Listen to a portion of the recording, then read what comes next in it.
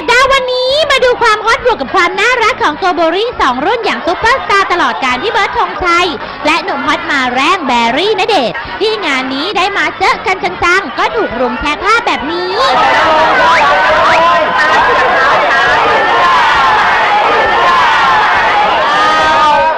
งานเนี้ยพอถูกให้ทำท่าตะเบะแต่ด้วยความขี้เล่นของพี่เบิร์ดก็เลยออกมาเป็นท่านี้